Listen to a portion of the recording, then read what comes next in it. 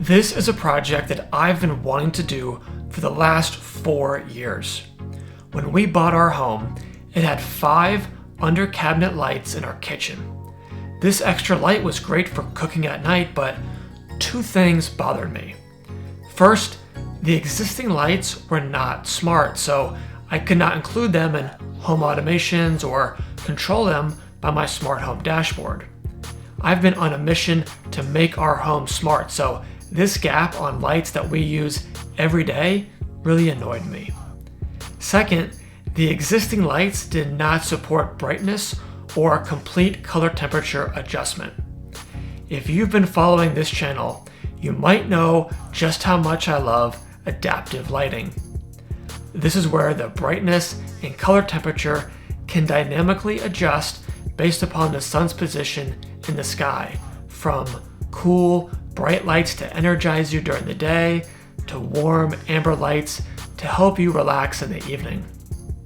Adaptive lighting is one of my favorite parts of our smart home, and I was determined to make this work for the under cabinet lights in our kitchen, one of the most used rooms in the house. In this video, I'll show you how I replaced my existing under cabinet lights to enable smart home control in Home Assistant, including the gear you need, the steps to follow, and how I'm using this in home automations. On this channel, I cover how tech can make you more productive, so if you're new here, hit that subscribe button. Let's do this.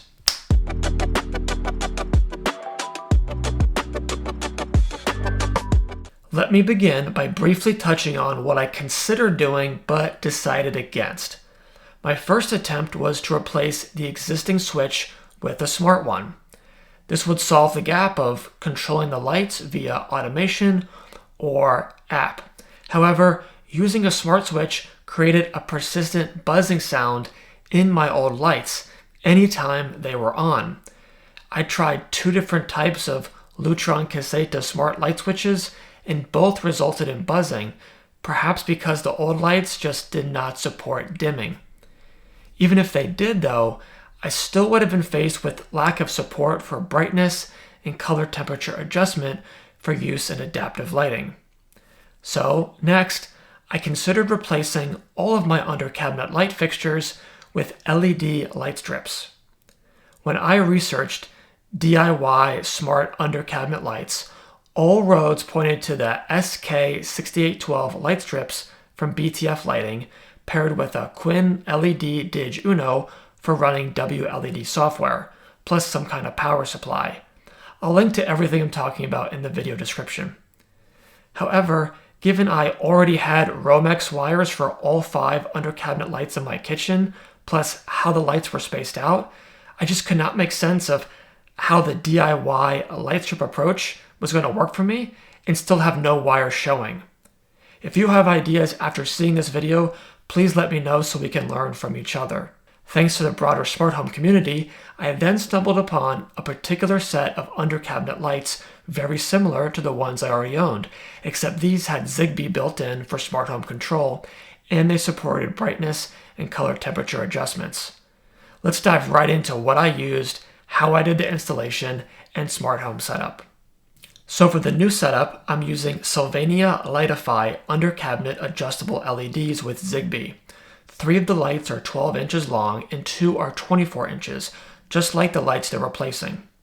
Once installed, I paired these lights with an Innovelli Blue Series Smart Dimmer, also with Zigbee. This replaced the standard switch and uses Zigbee binding to control the group of under cabinet lights, but more on that later.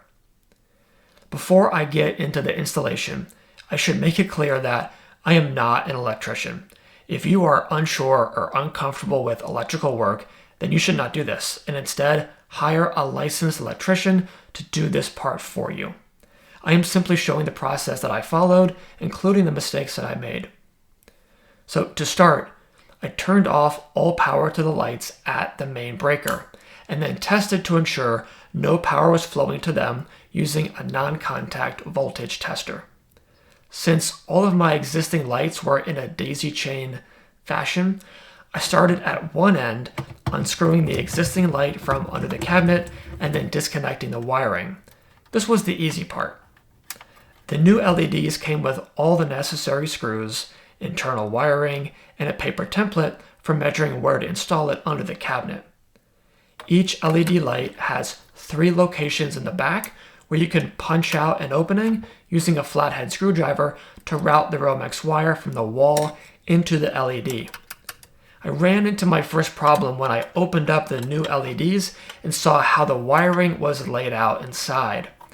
The wiring in the old lights all terminated at one end of the fixture. In the new LEDs, though, the wiring terminated at different areas along the length of the light. This meant the existing Romex wiring coming from the wall was not going to reach the wires in the new light. So after some research and a trip to the Home Depot, I bought additional wire along with some Wago wire connectors, which I could use like a jumper between the wires in the wall and the wires in the light to bridge the gap. Note that the additional wire I purchased is green, white, and red. I wanted black instead of red since the red color usually corresponds to a secondary hot, but the store was out of black. So I just marked the red wire with black electrical tape to indicate that it's the primary hot wire. So I had to measure and cut each wire to size back at home, stripping both ends of the green, white, and red wires using a Swiss Army style knife since I don't own a wire cutter tool. I used the Wago connectors to connect the new wire to the Romex coming from the wall on one end and inserted the other end into an existing connector with the new LED. This was done for each color of wire. These additional steps of creating a jumper style wire not only made the entire process so much more time consuming, but also presented a second and even bigger challenge. With the additional wire and Wago connectors, I struggled to fit everything back into the LED light fixture. This was especially difficult on the 12-inch lights, which had less internal space compared with the 24-inch fixtures. There were multiple moments where I thought it just wasn't going to be possible and I should just abandon the entire project. The situation required me to think very carefully about where and how I connected the wires so that everything could just fold back down just enough to close up the light fixture. But if you don't need additional wire and Wago connectors, this hopefully should not be an issue for you. To make the work a little bit easier, I stacked Lego boxes on top of each other to support the LED fixture while I was wiring it up. Bending over the counter for hours can be back-breaking enough. After wiring up each light, I then installed it under the cabinet using 2 wood screws. The holes from the prior lights were too narrow, so I had to create new holes and use the included paper template to measure out the holes and location for the new lights. In case you're wondering, no, the screws are not visible from the inside of the cabinet. They aren't that long. Before going on to the next light, I would pause to flip the power back on at the breaker and check my work to ensure the new light was working as expected. Once confirmed, I moved on to the next light until all 5 LEDs were installed under the cabinets. With all 5 lights working on the standard switch, it was time to swap that out for a smart dimmer. This is where I ran into a third set of challenges, most of which were my own fault. When I first wired up the smart dimmer, I confused the line and load wires. Fortunately, I noticed the issue immediately, so once again, I cut the power, rewired, and turned the power back on. But this time, the lights were buzzing. I was right back where I started with the old lights and a Lutron switch, and I couldn't believe it. Now, the Innovelli Blue Series Smart Dimmer says it does not require a neutral wire, so when I initially wired it up, I didn't attach a neutral wire thinking that was just going to be easier. However, my home does have neutral wires, so I cut the power again and decided to wire it up using a neutral this time. In the back of the light switch box, I could see a bundle of 4 white wires, all capped by 1 wire nut. So I pulled out one of those white wires and connected it to the neutral end of the smart switch. But this was wrong. Instead, I had to leave the bundle of white wires as they were and add a 5th white neutral wire going from the switch into that same wire nut as the bundle. At this point, you're probably thinking this guy doesn't know what he's doing, but I wanted to give you an honest depiction of the process I went through in case it's helpful to you. Now, the new LEDs and smart switch were working, but I could still detect a faint buzzing sound when I put my ear up to each light, albeit much quieter than before. To fix this, I had to adjust some of the smart switch settings, which brings me to the topic of smart home configuration and control. As I mentioned, the new LEDs and smart switch both use the Zigbee protocol for smart home control. I already owned a Sonoff Zigbee 3.0 coordinator for controlling other smart home devices in Home Assistant, which is my smart home platform. So let's take a look at how I added the LEDs and smart switch to Home Assistant using a program called Zigbee 2 MQTT, and how I control them on my smart home dashboard and home automations and using adaptive lighting. Okay, so I'm logged into Home Assistant and I can click on Zigbee 2 MQTT. Now, here you can see I already have all of the under cabinet lights and switch added to my network. But if you were just starting out, the first thing that you would want to do is come up here and click Permit Join All. What this does is it allows your Zigbee coordinator to start interviewing new devices on your network. And what I find is that when I hit Permit Join All, pretty much immediately it will detect any available Zigbee devices on the network, like the lights and the switch, and you'll get pop-ups over here, usually in green boxes, telling you it's now interviewing that device, and then when it has successfully added that device to your network. And when that happens, you'll see the device come up here in this list. Now, when the device first appears, it's probably going to have kind of a crazy name, like a bunch of numbers and letters like this here. If that's the case, you can always rename it to something that makes more sense to you. By coming over and hitting the blue pencil icon, you can give it a friendly name up here, and if you want, you can check this toggle to update the name of the entities in Home Assistant with the new friendly name. So that's just something that I didn't recommend, but it's not required to change the name. The first thing I actually wanted to do is to create a group of all of these lights, right? I have 5 different lights, but I don't really want to control each one individually. I want them all to come on as a group from this light switch. So you come into groups up here, and you can see I already created a group called Kitchen Cabinet Lights, but you can always come over here and create a new group. Now, with this group, what you would do is you would come up here and select one of those Zigbee devices you've added, and then you would hit Add to Group. Now you can see Zigbee 2 MQTT already chooses the correct endpoint for that device, so you shouldn't have to worry about it. But in my case, I added all 5 kitchen cabinet lights and the light switch to this one group, all by just selecting it here and then clicking Add to Group. And it chose the appropriate endpoint number of 3 for each of the lights and 1 for the light switch. So once you have that group created, then you can come back over to Devices and open up the light switch. And what you want to do is something called Zigbee binding. You can click Bind, and then what you're doing is binding that light switch to the lights themselves. That way you have that immediate connection. When you flip the switch, it will control the lights.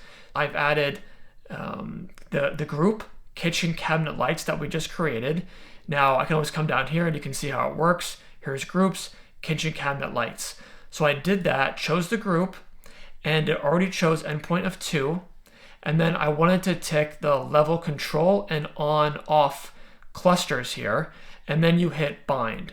So again, it's binding the light switch to the group that you just created. And the group includes all of the lights plus the light switch.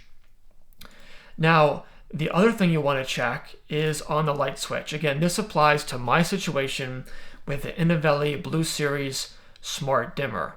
I wanted to check my settings. If you click on Exposes, you get so many different settings here for the switch. It's kind of nuts. But there's a couple of things that you might want to change here.